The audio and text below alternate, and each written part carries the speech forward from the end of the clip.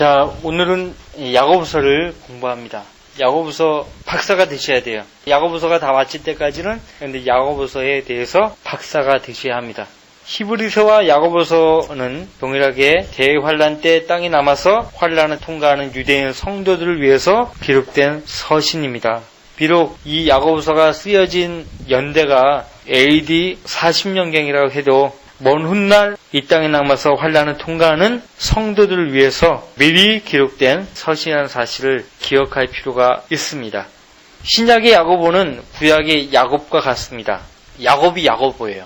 야곱에 대한 신약적 이름이 야고보예요. 영어로 제임스 하잖아요. 제임스가 바로 야고보입니다. 야고보.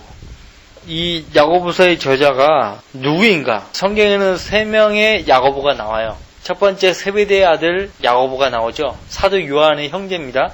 두 번째는 주의 아우, 주의 형제 야고보가 나오고요. 세 번째는 알페오의 아들 야고보가 나옵니다.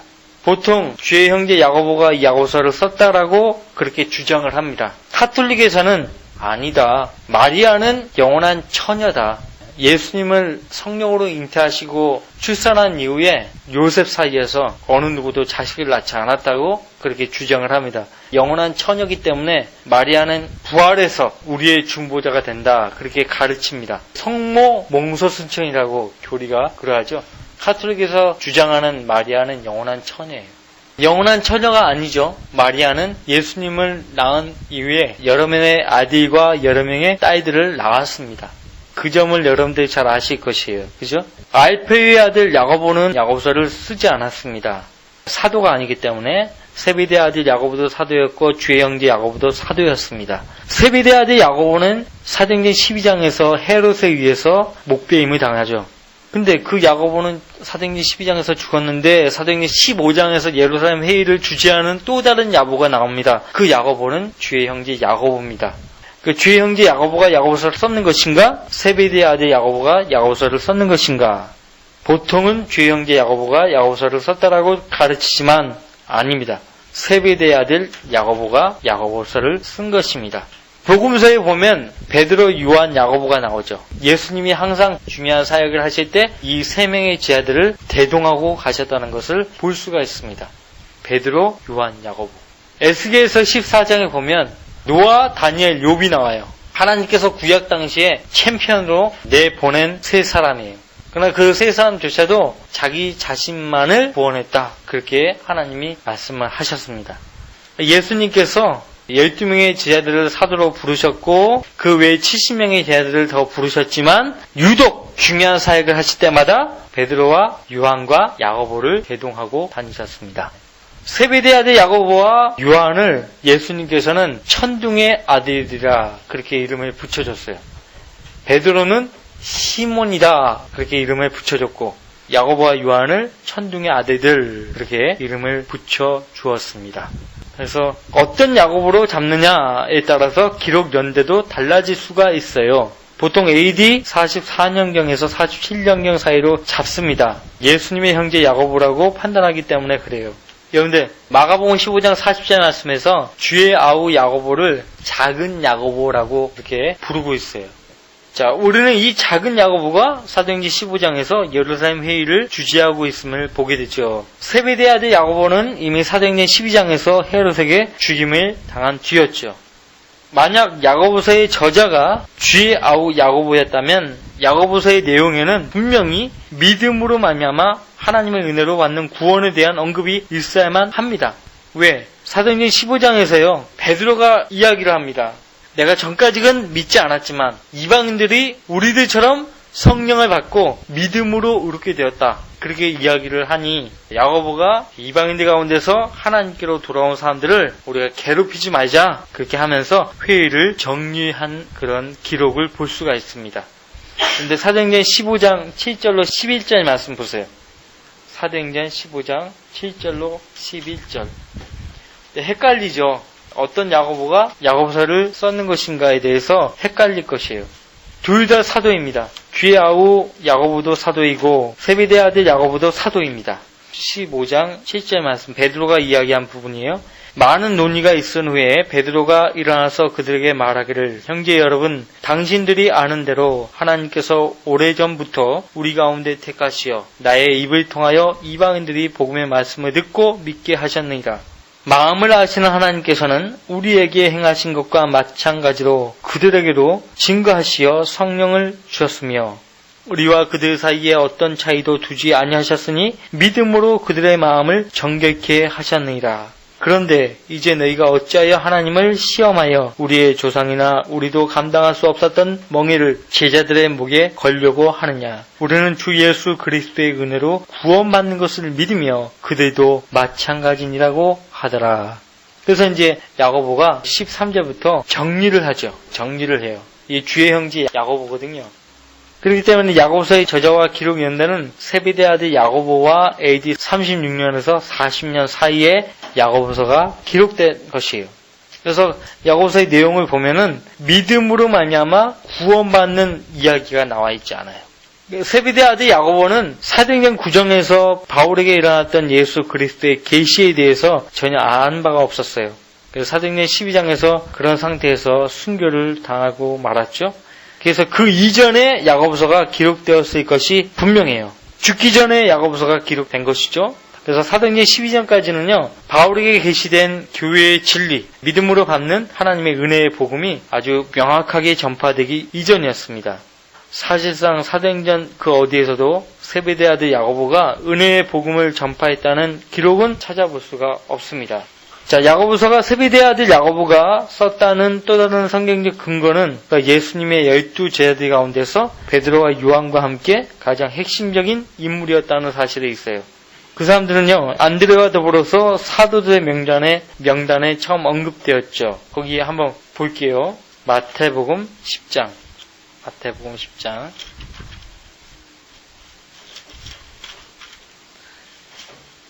2절. 그 12 사도들의 이름은 이러하니 즉 첫째 베드로라 하는 시몬이요. 이 말씀 때문에 베드로를 제자들 가운데 우두머리라는 표현을 카톨릭에서 쓰는 것이에요. 수제자라고 하죠. 12명의 제자들 가운데 베드로를 하나님께서 예수님께서 우두머리로 세우셨다. 근데 성경 어디에도 사복음서 어디에도 예수님이 베드로를 우두머리로 세우셨다는 기록이 나와 있지 않아요. 단지 그냥 표현에 불과해요. 첫째 베드로라 하는 시몬이요 그의 형제 안드레이며 세베대 아들 야고보와 그의 형제 요한이요 라고 했어요. 여기 세베대 아들 야고보와 그의 형제 요한이요 라고 말하고 있죠. 그 다음에 알페의 아들 야고보도 제 아들 가운데 한 사람이었습니다. 3절에 마가복음 3장 16절 17절에도 나오고 사도행전 2장 13절에도 나옵니다. 주님께서 회당장 야이로의 딸을 살려내실 때 보도록 허락받은 사람들이죠. 안드레와 함께 올리브산 설교를 들었던 제자들이었습니다. 겟세마네 동산에 기도하러 가실 때도 이 세 사람을 대동하셨죠. 대동하셨어요. 사복음서에서는 항상 베드로와 요한과 함께 세베대 아들 야고보가 언급되고 있습니다. 세 사람의 공통점이 있다면 그 사람들 모두가 서신서를 기록했다는 점이에요. 베드로가 쓴 서신서가 뭐예요? 베드로 전후서죠. 사도 요한이 쓴 서신서, 요한 1, 2, 3서죠. 사도 야고보가 쓴 서신서는 야고보서입니다. 결론적으로 세베대 아들 야고보가 야고보서를 기록했다는 것은 그의 사도적 위치로 보아 지극히 자연스럽고 당연한 생각입니다. 그럼 야고보서는 누구를 대상으로 쓰여진 서신인가? 1장 2절 말씀 보세요. 1장 2절 하나님과 주 예수 그리스도의 종 야고보는 널리 흩어져 있는 12지파에게 문안하노라. 널리 흩어진 12지파에게 이 서신을 썼다는 것이에요. 야고보서는 실천적인 내용들을 많이 다루고 있죠.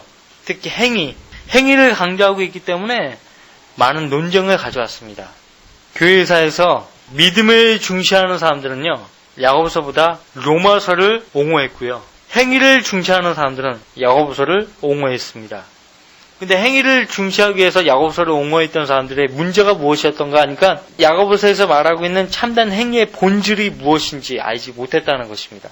왜 사도 야고보가 믿음보다 행위를 더 중시했는가의 그 의도를 간파하지 못했어요. 오히려 그들은 하나님 앞에서 의롭게 되는 것은 믿음이 아니고 행위다. 그래서 행위 구원을 강조하기 위해서 야고보서를 옹호했던 것입니다. 오늘날도 보세요. 구원받기 위해서는 믿음만 가지고서는 안 된다. 그렇게 주장하는 교회들이 대부분이에요. 그래서 술을 마시거나 담배를 피거나 그 사람은 절대 구원 못 받는 사람이에요. 교회에서 하는 모든 것들, 수요 예배, 기도회, 심지어는 새벽 기도, 금요 철야 기도, 금식 기도 이런 거 다 해야 돼요. 그렇게 하지 않으면 그 사람은 구원을 못 받는 거예요. 그런 걸로 얽어매가지고 사람들을 잘못된 구원관에 심어주는 것입니다. 그렇기 때문에 구원 받았어요라고 하면 이단으로 보는 것이에요. 우린 구원받기 위해서 이렇게 하는데. 그러니까 그 사람들이 위해서 끝까지 가봐야 알지. 진짜 죽어봐야 알지. 그런 말을 할 수밖에 없어요. 그 사람들이 구원의 조건은 믿음에 두는 것이 아니고 행위로 두기 때문에 가능해요. 자, 믿음으로 구원받은 사람들이 난 구원 받았으니까 나는 내가 어떻게 해서도 하늘나라 가니까 하면서 죄를 많이 지어요. 사도 바울이 뭐라고 이야기했습니까? 로마서 6장을 보세요. 같이 읽습니다. 20절부터 22절까지. 너희가 죄의 종이었을 때에는 의로부터는 자유로웠느니라. 그런즉 너희가 지금 부끄럽게 여기는 그 일들에서 그때 무슨 예매를 얻었느냐. 그런 이들의 끝은 사망이니라.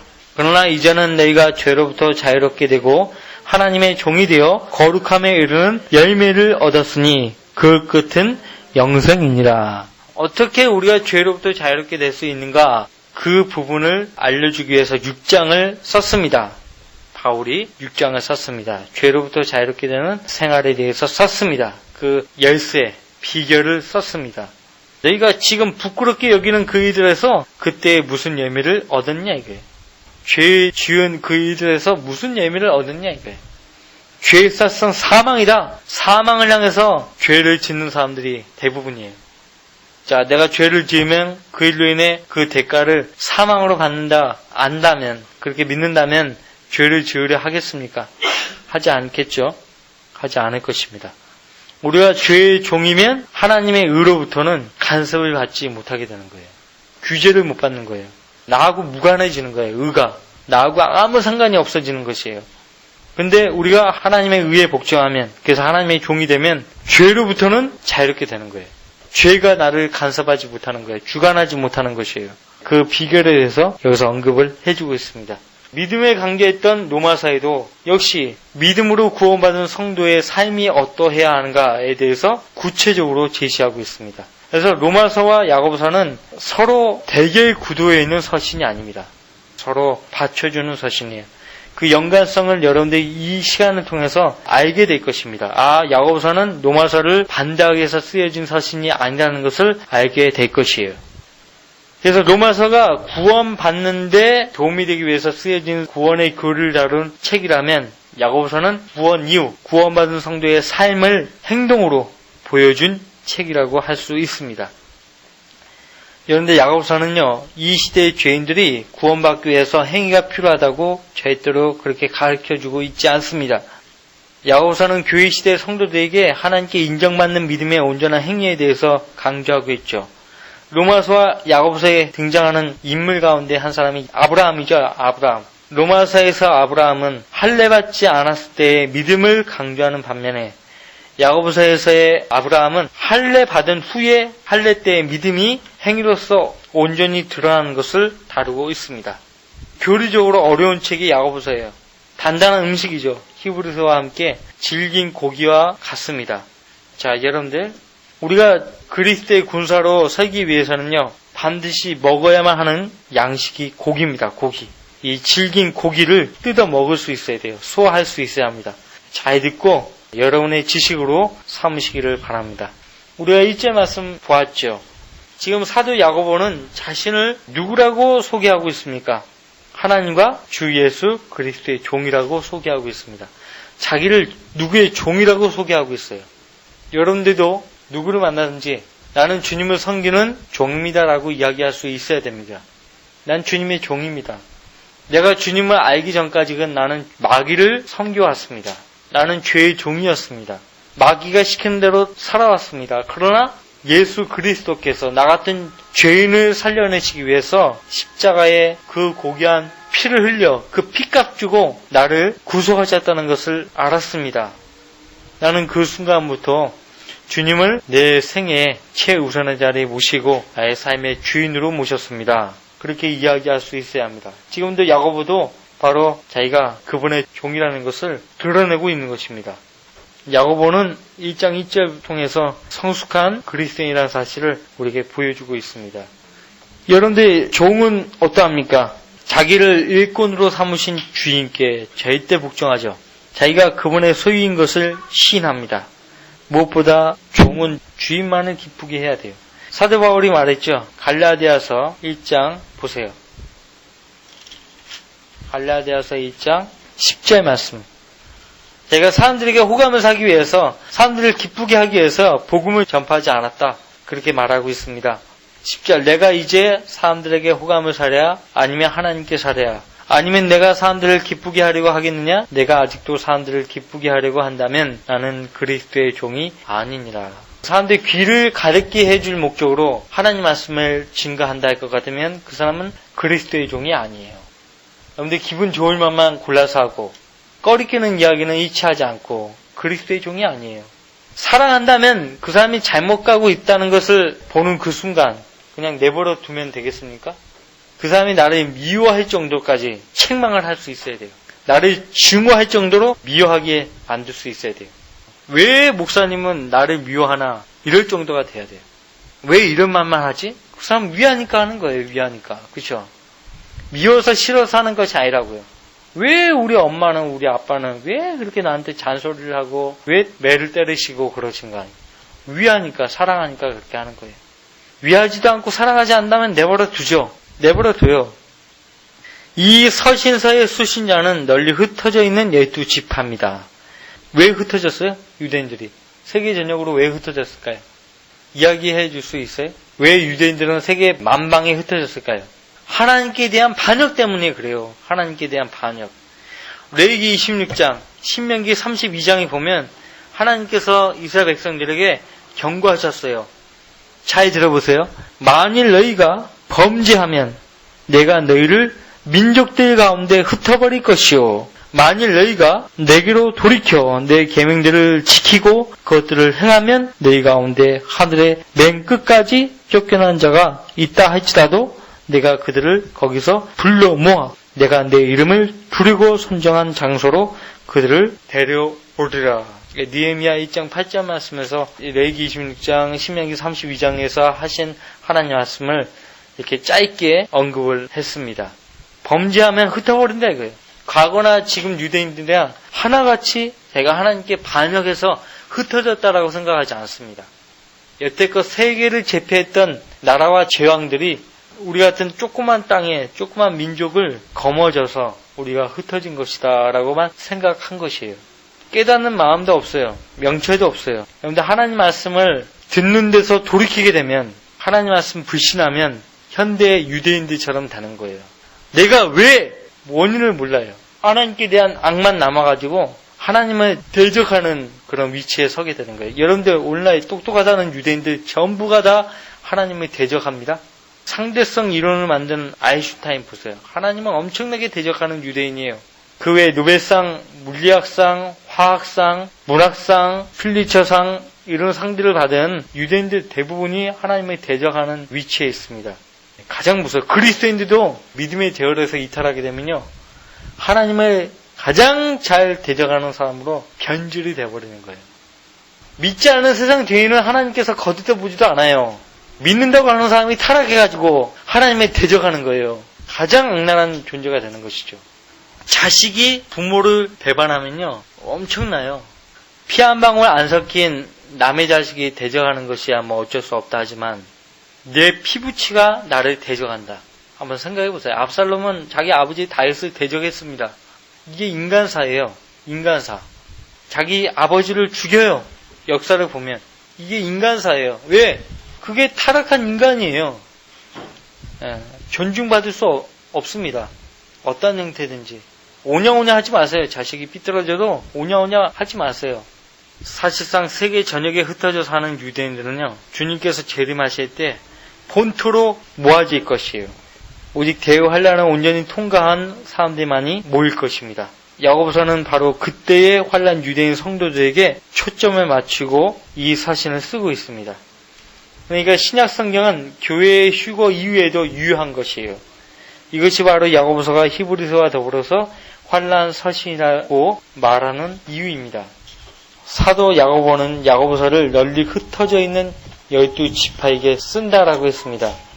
영적인 이스라엘에게, 유대인 그리스도인들에게 보내는 것이 아니고 널리 흩어져 있는 12지파 유대인들에게 보낸 서신이에요. 여전히 모세의 율법 아래에 있는 구원받지 못한 유대인들일 수 있어요. 성령으로 거듭난 그리스도인으로서 유대인들일 수 있어요. 하지만 여하간 이스라엘 12지파에 속한 히브리인들에게 이 서신을 쓰고 있으면 틀림없습니다. 2절 말씀 보세요. 나의 형제들아 라고 했죠. 유대인은 유대인들끼리 서로에게 형제들이라고 말을 합니다. 우리들처럼 그들도 만나면 서로 형제들이라고 해요. 형제들. 자, 너희가 여러 가지 시험에 빠질 때면 그것을 모두 기쁨으로 여기라 라고 했습니다. 시험의 종류가 여러 가지가 있다라고 말을 하고 있죠. 시험에 빠질 때면이라고 했습니다. 시험에 빠질 때면. 시험을 직면한 사람의 자세는 그것을 모두 기쁨으로 여겨야 한다는 것이에요. 그것을 모두 기쁨으로 여기라. 그러니까 어떤 종류의 시험이든 그것을 모두 기쁨으로 여겨야 한다는 것이에요. 그러나 말이 쉽지요. 시험에 빠질 때 기쁨으로 간주한다는 것은 쉬운 것이 아니에요. 그죠? 쉽지 않습니다. 이와 반대로 주님은요, 제 아들에게 시험에 들지 않도록 일어나 기도하라 그렇게 말하고 있어요. 여러분들 내용의 차이를 잘 들어보세요. 시험에 빠지는 것과 시험에 드는 것과 엄청난 차이가 있습니다. 그 차이를 지금 제가 이야기해 줄 테니까 잘 들어보세요. 시험에 빠지는 것, 시험에 이끌려 들어가는 것, 다른 문제예요. 시험에 이끌려 들어가는 경우는요, 어리석어서 감언 이설에 미혹되어 그릇된 일에 손을 대는 경우, 이단교리에 타락하는 경우, 세상 일에 미련을 버리지 못해서 탐욕을 품고 어떤 유혹에 이끌려 들어가는 경우, 이런 것들은 반드시 피할 수 있고요. 피해야만 한다라고 성경은 말하고 있습니다. 요셉을 예로 든다면요. 요셉은 시험에 이끌려 들어갈 수 있는 그 상황에서도 악을 피했던 사람이었어요. 그와 같은 상황에 처하면 피해야 돼. 악인과 동조하지 말라고 잠언 1장 말하고 있어요. 야, 우리 한번 이거 해보자. 그래서 유혹에 이끌려 들어가서 거기에 말려들고 패배하는 경우, 시험에 이끌려 들어가는 경우예요. 시험에 빠지는 경우도 있어요. 어쩔 수 없는 상황이에요. 주변 여건, 상황을 자기 능력으로 마음대로 통제할 수 없는 경우, 불가피하게 빠지는 시험이에요. 지금 사도 야고보와 베드로가 언급한 시험이 바로 여기에 해당되는 것이에요. 사도 바울도 이런 시험에 대해서 언급했죠. 여러분들 고린도전서 10장을 보세요. 불가피하게 빠지는 시험, 내 능력으로 마음대로 통제할 수 없는 경우, 이런 시험에 빠지면 어떻게 해야 되는가? 하나님은 어떻게 해주시는가? 고린도전서 10장을 보시면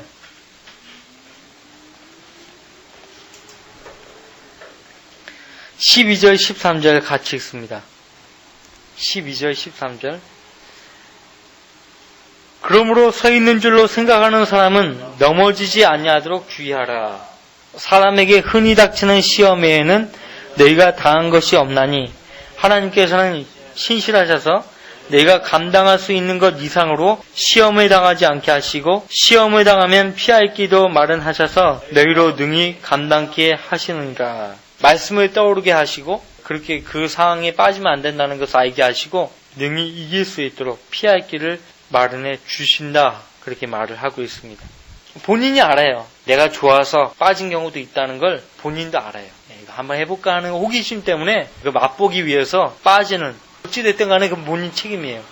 해서는 안 된다는 양심의 그 호소를 저버리고 나쁜 친구들과 동조해서 죄를 지었으면요, 그건 본인 책임이에요. 양심이 먼저 작동을 합니다. 너 그거 하면 안 돼. 가면 안 되잖아. 처음부터 그 친구들과 어울리면 안 되는 거예요. 그런 자리에 가서는 안 되는 거예요. 우리는 그리스도인답게 살아가면서도 본의 아니게 시험에 빠지는 경우가 있어요. 우리의 사명을 다해서 열심히 하나님의 일을 하려다가 역시 본의 아니게 시험에 빠지는 경우가 있어요. 또 어떤 때는 하나님께서 목적이 있어서 의도적으로 우리를 견디기 어려운 한계 상황에 부딪히게 하시는 경우도 있습니다. 그래서 불가피하게 시험에 빠지는 경우가 있어요. 욥이 그래했죠. 앞선 믿음의 선배들이 다 그래했습니다. 이런 경우에 시험에 빠졌을 때 그것을 고통으로 여기지 말고 도리어 기쁨으로 여기라고 야고보는 권면하고 있는 것입니다. 왜 기쁨으로 여겨야 하는가? 거기 3절 말씀 보세요.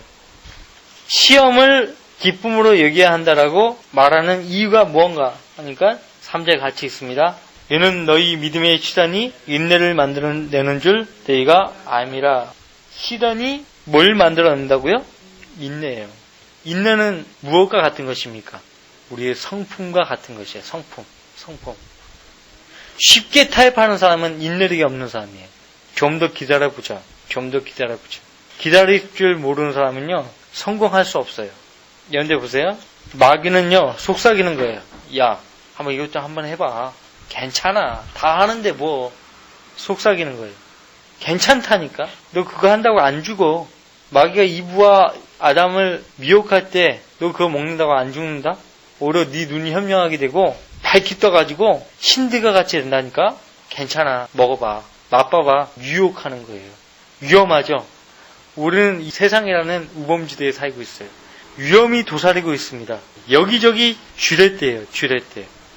밟으면 터져요. 다리가 날아가는 거예요. 평생을 쩔뚝쩔뚝 거리면서 살겠습니까? 실족당한다고 하잖아요. 그죠? 실족은 남에 의해서 당하는 실족이 있지만 본인의 실수로 실족당하는 경우가 더 많아요. 분명히 거기에는 경고판이 있었어요. 여기 쥐레지대니까 조심하라는 경고판이 있었을 텐데 무시하고 그냥 들어간 거예요. 그 사람이 그 경고판을 못 볼 수도 있어요. 어찌됐든 간에 그 사람은 우범지대에 들어간 것이에요. 자, 보세요. 그걸 해서는 안 된다는 것을 알면서도 계속 우직스럽게 그걸 한다? 하나님께서 그 사람 관여하지 않는 것이에요. 그 사람이 위기에 처했을 때, 그래서 하나님께 도움을 요청했을 때도 귀를 기울이지 않아요. 얼굴을 그로부터 돌리신다고 성경은 말하고 있어요. 무섭죠? 아주 무서워요. 자, 어린 아이들은요, 몰라요.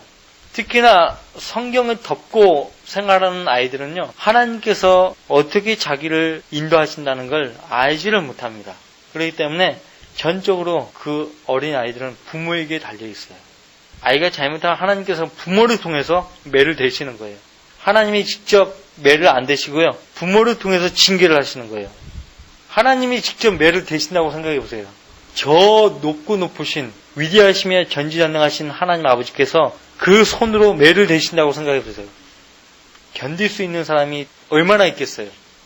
어린 아이들은요, 부모가 하나님을 대신해서 매를 대는 거예요. 부모가 미워서 매를 대는 게 아니에요. 나를 바로잡기 위해서 하는 거예요. 미워하면 안 돼요. 부모를 미워하면 안 돼요. 어떡하려고. 이는 너희 믿음의 시련이 인내를 만들어내는 줄 너희가 알미라. 진짜 알아요? 우리는 시련이 인내를 만들어낸다는 말을 로마서 5장에서 배웠습니다. 믿음의 시련을 다른 말로 하면 환난이라고 하는 거예요. 환난. 여러분들 로마서 5장을 잠깐 보세요. 3절까지만 하고 마치겠습니다. 로마서 5장 3절로 4절 똑같은 표현이 나옵니다. 같이 읽습니다.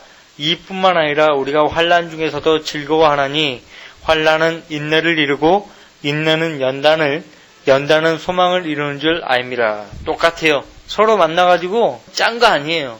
동일한 성령께서 말씀하셨기 때문에 같은 것이에요.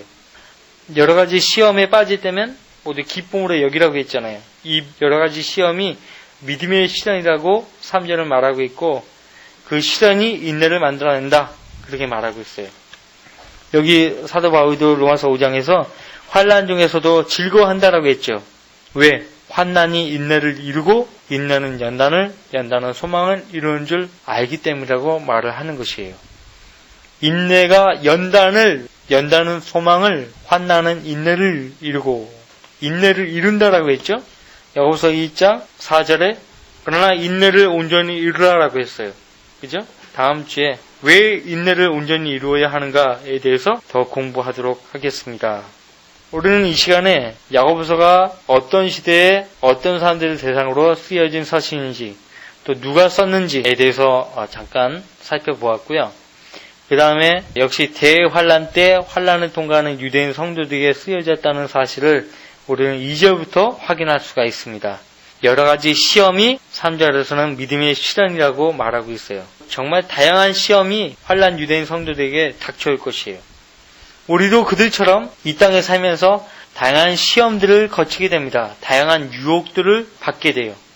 그런 것들을 다 이겨낼 수 있어야 한다. 이겨낼 수 있어야 한다라고 말하고 있습니다. 하나님께서 결론적으로 우리에게 시험을 허락하시는 주된 목적이 있어요. 그것은 우리의 믿음을 테스트하기 위함이에요. 우리가 가진 믿음이 제대로 된 믿음인지 바른 믿음인지를 하나님께서 확인하기 위해서요. 물론 하나님이 확인 절차가 필요한 분이 아니에요. 다 아세요. 하지만 일부러 우리에게 알게 하시려고 시험들을 허락하시는 것입니다. 하나님은 알지만 우리가 몰라요. 대부분 그래요.